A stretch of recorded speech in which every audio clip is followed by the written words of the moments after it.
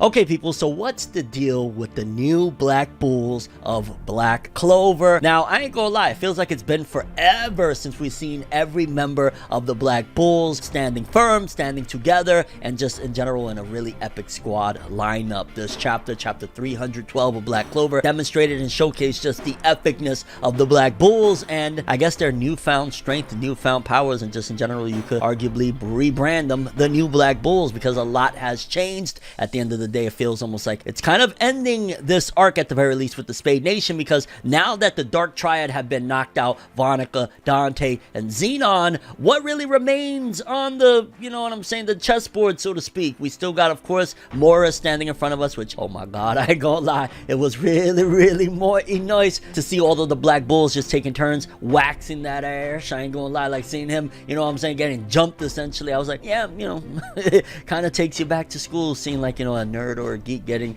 the kicked out of them, so to speak. But it was bullying in a good way, I guess, because Morris deserves it, considering he has the freaking devil inside of him, right? But aside from Morris that's standing in front of us, the only ones that really remain is, of course, Lucifero, who is still technically locked behind these gates of, you know, the demon realm, and then I guess also the final Zograti sibling, whenever that reveal comes. That's pretty much the last pieces that remain, because again, the Dark Triad have been knocked out of the park, and it's left with somebody that I didn't expect to really be an end game boss, and I don't feel like he's an end game boss, and there definitely needs to be more, because Morris, like, really, you know what I'm saying, like, he's not even from Spade initially, he's from like the Diamond Kingdom and shit. So to see him here at the end game, I'm like, that should have been Xenon, that should have been, you know what I'm saying? So seeing the Black Bulls kicking him, I'm even more excited, like, yes, please, Ghost, stomp him out. Zora, put a trap to make this motherfucker go down. Like, I'm totally fine, and I'm very excited about seeing them stomp in a mud hole. And Morris, because again, he's not even, like, he shouldn't really be here right now. And I think considering all the setup we've had throughout this entire saga of basically taking down these demons and the Spade Nation and all that jazz, like, I think Lucifero in combination with the final Zograti sibling is going to be the remaining and the final people to take out, because ultimately, again, Lucifero even has ties to Asta's mom. Like, there's a lot of endgame stuff that is tied into Lucifero and this final Zograti sibling, assuming that, which I think it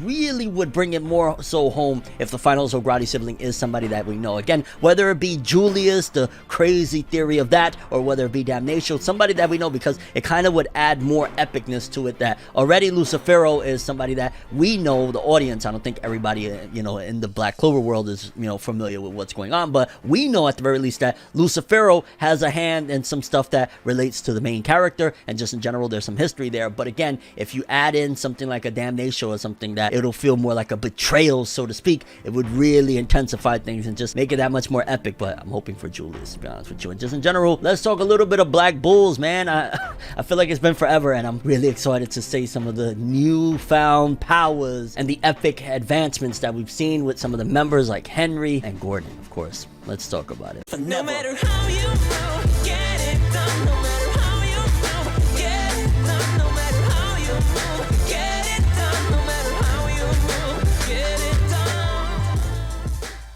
So, from where we last left off with chapter 311, the Black Bulls have arrived, crashing into the hideout of the Dark Triad, and I love how they're there, like, arguing back and forth, like, yeah, we destroyed the castle, but wait a minute, that was initially the Spade Nation, and it's not necessarily theirs. And I'm like, yeah, classic, yo, they in the middle of a life or death battle, but they're bickering about nonsensical shit, like, who cares? Screw the goddamn castle, there's demons swarming everywhere, just get rid of this dude, like, not now. And I ain't gonna lie, it kind of feels down bad to see Dorothy there, excited, like, ooh, the Black Bulls are coming to rescue me. Like, Dorothy is a captain, and honestly was one of the strongest up until this whole I can affect intangibles that Morris has come up with or whatever. Like, she was one of the strongest of all the captains. I used to always think, like, how the hell do you even attempt to affect somebody like Dorothy in a situation because of her magic being so freaking broken? But yeah, seeing her down with Lotus, which, yo, if you down on the floor hoping and holding out for the quote-unquote, like, low-tier people from the kingdom to come save you, something is off, especially if you down bad with Lotus. Oh my god, you off. The rise and fall of Dorothy, we've seen it here, folks. However, Morris is indeed excited as well that these Black Bulls are here because he's like, oh, so many fascinating mages I could dissect, still keeping in the creepy, mindset that he has, which I forget what's that chick's name, the one that used to want to really and still to this point wants to dissect Asta. Like, she's perfect to be by his side. In fact, wasn't she by his side? I don't know. It gets a little bit blurry for me, but yeah, that dialogue of him talking about dissecting people totally reminded me of her. And I know a lot of people are going to be like, how don't you remember the name? I review like 50 million things. I watch about 50 million things. Forgive me. And, when it comes to Morris, because a lot of the things that he's doing in this whole battle and everything is kind of a little bit like, you would throw in the argument like, come on, fam. Like, it's looking a little bit BS. It's looking a little bit pull, but you got to also take into account the scientific developments that he comes with and the knowledge that he has. The fact that he knows that amongst the Black Bulls is 2 arcane stage mages. He's well versed, at the very least, knowledgeably of what's here and what's going on and magic and stuff like that. He's a really knowledgeable dude. So while it comes across as BS, ultimately the explanation is that dude really knows his science and he's been experimenting a really long time on figuring some of this stuff out. So yeah, he kind of knows what he's doing, but yeah, sometimes, especially within these last couple battles with him, it comes across as, wow, that seems way ridiculous. How the hell science brought him to that? And also, I love how, again, in classic Black Bulls fashion, honestly, this chapter, it felt like one of those, again, classic shonen type of stuff, but at the same time, it's like a little bit extra, maybe my own bias, I don't know, of, yo, this is the Black Bulls, fam. This is that vibe of epicness, because Vanessa is like, oh, your magic is similar to the Dark Triad, but you're not one of them. Who the hell are you? And Ghosh's reply, even though I'm not the biggest Ghost fan, I ain't gonna lie, but his reply essentially saying like, who gives a flying rat's ass? I don't care. You got our captain. We're here to save our captain, and we're gonna bust heads of whoever's around stopping us from doing that. Like, that was essentially the vibe that Ghosh had. And again, I'm not the biggest Ghosh fan by any means, but I gotta give props where it's due. And Ghosh was kind of looking badass in this one when he said that. I was like, yeah, no more talking. Who cares who Morris is? I don't care if he's the Pope. I don't care if he is freaking Judge Mathis. Whoever this dude is, he gotta fall. Shout out to Judge Mathis, by the way. That was just an off-the-cuff type of, thing. Like, I like Judge Mathis. I rock with dude. Like, shout outs to him. But, and something I gotta call out, Rouge apparently isn't working on Morris. Vanessa's like, what the heck's going on? And of course, it's because Morris has modified his magic to once again affect the intangibles, which I'll throw in the argument that, yeah, we did just see that with Dorothy. Her is intangible and he was able to affect her. So ultimately, he's able to affect Rouge as well. But I gotta say, I ain't gonna lie, fam. Like, Rouge, when it was first introduced, the little red cat with Vanessa, I was like, yo, this is a broken magic. This is hacks. Like, yo, being able to basically change fate, essentially, that is very, very hacks. But as of late, in the last couple major sagas, arcs, whatever you want to call them, Rouge has been worthless. Rouge has really not done too much to serve purpose, considering, like, when it was first introduced, it's like, yo, this is from the Witch's Forest, fam. Like, this is a legendary time. Oh, no, it's just a cat that's getting, like, scuffed out. Like, and again, it does feel a little bit like back and forth when it comes to Morris, because again, he experimented and figured out all sorts of ways to do things, including affecting the intangibles, but that's not even intangible. That's legitimately changing fate. Like, what the hell are you talking about? But I guess it still takes maybe like a magical wave in order for the fate to be changed, and he's able to block the magical wave to change the fate. And then we cut to Gray, who is basically working on stopping everything that Morris is throwing at them by changing the composition of whatever's being thrown. I think he's like throwing tree trunks, if I'm not mistaken, right? Like, or tree branches and all sorts of stuff. And Gray is actually being, somewhat effective, and we've seen growth, because don't forget that Gray already was undergoing some sort of change that we seen when she was able to essentially heal Ghosh, and it was like, don't you have transformation magic? Like, what the hell is going on here? Well, we got a little bit more of the explanation and how she's evolved, so to speak, to this point, because apparently, based on what this doctor had told her following the events of her healing Ghosh and whatnot, is the fact that the structure, the entirety of the structure of Gray's magical composition has changed entirely, and it's no longer just transformation magic. And there's a bit of a back and forth between the officials and the unofficial translation of it. Essentially, you get the premise and the main idea of it, because I think in the official it said it's modification magic, and in the other one I forget what it was, but a lot of people didn't really like the official. Whatever, the modification magic, I'm just gonna roll with it, why not, is ultimately what it is. She's modifying the actual composition of things, not just just transforming it to look a certain way. She's changing the entirety of it altogether. So essentially that's how she was able to heal Ghost, is that it wasn't just transforming, it was probably rearranging things to heal him. And we see again, which I feel like this is going to be the final hoorah of the Black Bulls at the very least again for this giant arc, we see Gray being effective of transforming yet again all of the tree branches and everything that Morris is throwing at them using her modification magic. And Ghost once again, which, okay Ghost, now you're taking it from, that was kind of badass of like, yo, we just here to kick ass, take names, and rescue our captain, and now you're like talking a little spicy to Gray when she's the one that saved you. And at the same time, it kind of felt almost like he was forcing her, look into my eyes, I love you. Because Ghost screams at Gray, look at me, and uses his magic, and essentially using the mirror magic, he's able to turn Gray into a shadow clone jutsu with a bunch of her, because again, she was kind of, you know, struggling there to use her magic to stop everything that was coming out. Now there's like a whole bunch of her, which again, really dope stuff, Black Bull camaraderie, all of that jazz. And at the same time, it's also interesting to see Ghost working in unison, which is again the growth and the change of these new Black Bulls. Like that's something that is a common theme throughout this chapter. These are the new Black Bulls and their newfound ways or powers or everything above, because Ghost now is actually working as a team and not just worried about his sister. He hasn't even, now that I think about it, there was not one mention of his sister in this chapter. Thank God. And a lot of that I want to say is probably due to the fact that there is no anime. And a lot of that I want to say is honestly, Tabata is one of those calculated dudes of, I'm going to get every trope that you guys want and I'm going to throw it in here and hopefully it helps out with the popularity. And it did. Obviously, Black Clover blew up to, you know, very prominent and for the most part big success. But now that there's no anime, you know what I'm saying? And if the anime returns, then so be it. But now that he don't got to worry about that, yeah, the creepy little sister like, yeah, we're going to just lay off that now, because I never personally liked that. That was why I was never really a Ghost fan. Again, thank goodness he didn't mention her, although I'm sure I'm going to look stupid in the next chapter and Ghost is going to be like, oh yeah, so now I could get back to... Tabata, please. Tabata, no more.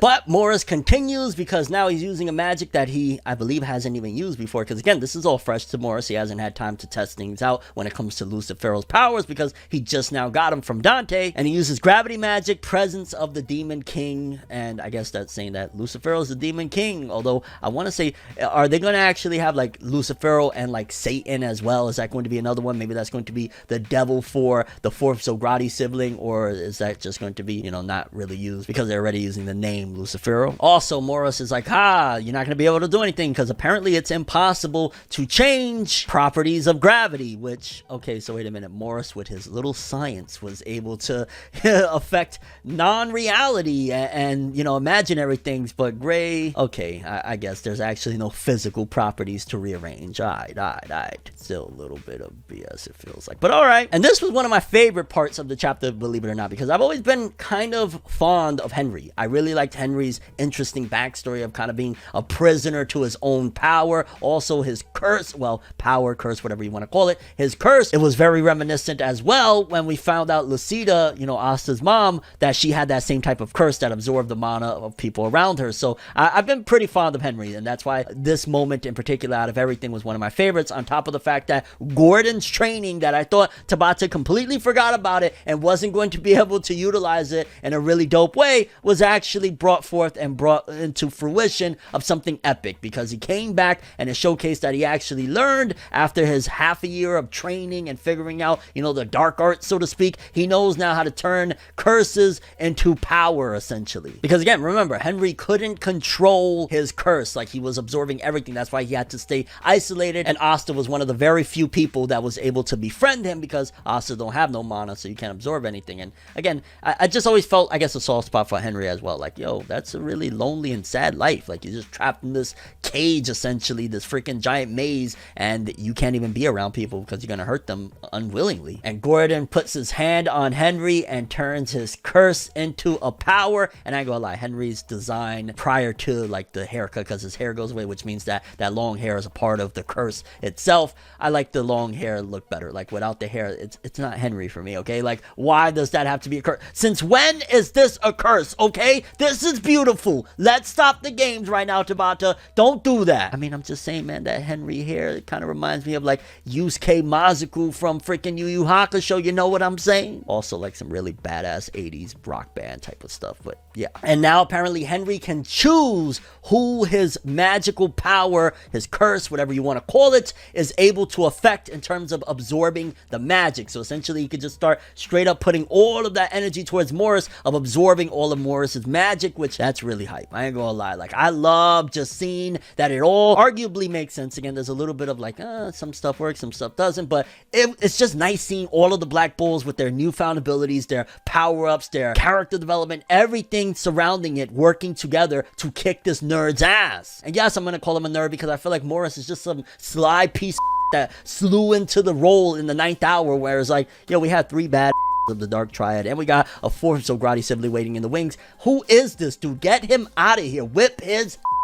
And then we get that awesome page where all of the Black Bulls, which I kind of feel like Tabata didn't want to draw all of them, so that's why he just had like, you see a little bit of their design and like a dialogue box to tell you who they are. Honestly, that's smart now that I think about it. But all the Black Bulls members are there, from Zora to Luck to just everybody is on the scene, and I'm so freaking hype about it. I love it. And Morris once again confirms that he got all his powers through experiments, and as well as getting Lucifero just recently. And on the very next page, you see Morris is getting clapped. Like, it looks like, I don't know if they punched him in the face or what's going on there, but I like to see it. I'm not gonna lie. And the Black Bulls are like, oh, you Morris from the Diamond Kingdom, right? Like, oh, and you stopping us from getting our captain. We gonna kick your fam. We the Black Bulls. We epic. We got a whole squad lineup page. I don't think it had every member, but it just looked freaking epic as hell. And I was like, Black Bulls, baby. Black Bulls. Yes, give us back our beloved Captain Yami. I just got to throw that in there. I can't wait for Yami to return. Honestly, this chapter, it wasn't the greatest. Oh my God. It was very centric to what you would expect from a shonen manga, but I love it. That's why I still read shonen manga and watch shonen anime, because I still love some of those elements. You don't need to have an age cap on your ability to enjoy wholesome stuff. That's what it felt like. It felt like they were kicking some evil, nerdy piece of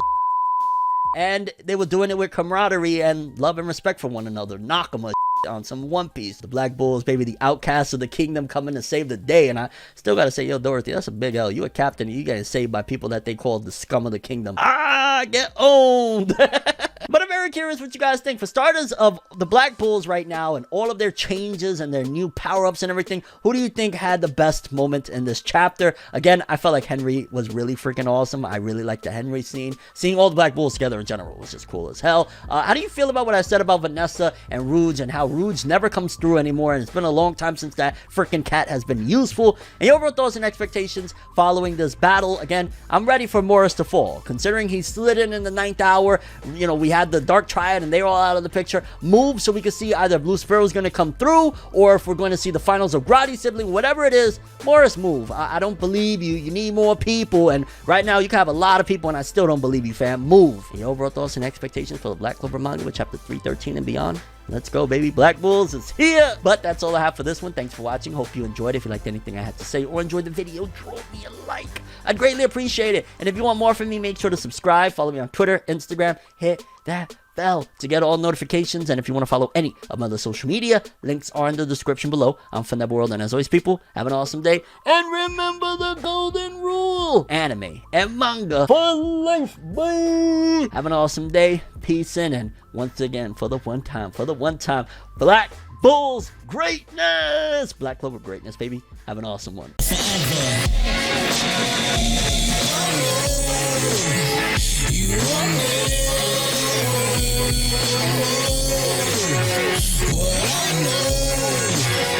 So just go to